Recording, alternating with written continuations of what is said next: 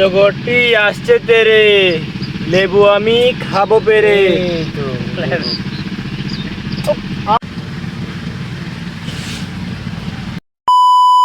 আসসালামু আলাইকুম। আলহামদুলিল্লাহ, ঈদে বন্ধুদের আগমন আমার বাড়িতে।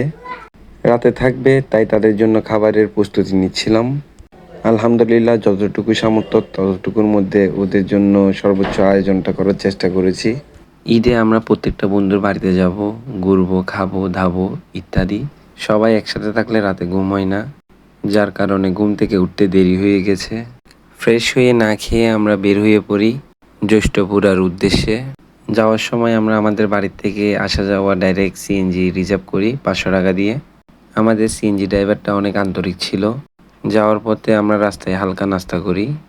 আজকে মারাত্মক ধরনের গরম পড়তেছিল, গরমে আমাদের সবার অবস্থা খুব খারাপ। জ্যৈষ্ঠপুরা লেবু বাগানে আমরা লেবুর মালিক থেকে পারমিশন নিয়ে একটা লেবুর বাগানে প্রবেশ করি। মালিকের সাথে কথা বলে সাজ্জাদ পার লেবু 5 টাকা করে দরদাম করে। বাকি 3জন চুরির চিন্তা ভাবনা করে এবং তা সফল করে। কিন্তু চুরি করা মহাপাপ, আপনারা চুরি করা থেকে বিরত থাকবেন।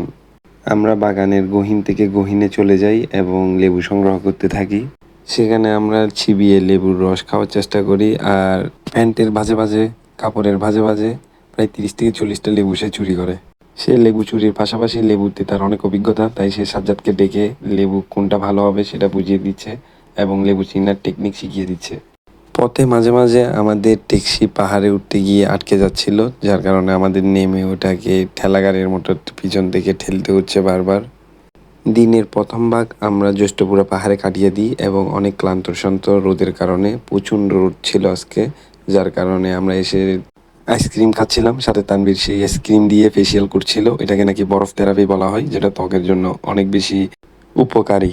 এরপর আমরা পুকুরে গিয়ে গোসল করি, আর আমি সাব্বিরকে ধাক্কা দিয়ে ফেলে দিই। এ শহরের পাখি, যার কারণে পুকুরে নামতে ভয় পাচ্ছিল।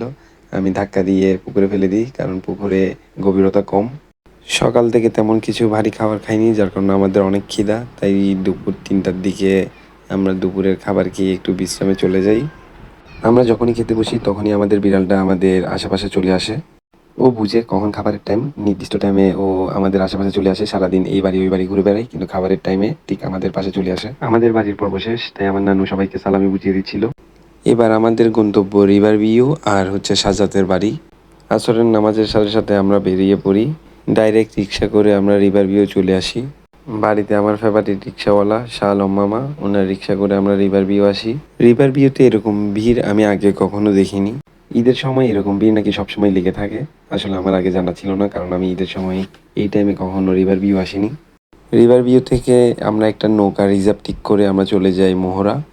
নদীটা ছিল আজকে বেশি উত্তাল, পানির ধাক্কায় নৌকা বেশি হেলাদোলা করছিল। আমরা দোয়া দরুদ পরেই নৌকাতে উঠি। সেখান থেকে সন্ধ্যার আগে আমরা চলে যাই সাজ্জাদের বাসায়, সেখানে খাওয়া দাওয়া করি। এখানেই আমাদের ট্যুর সমাপ্ত হয়। ইনশাল্লাহ দেখা হবে নতুন কোনো ভিডিওতে।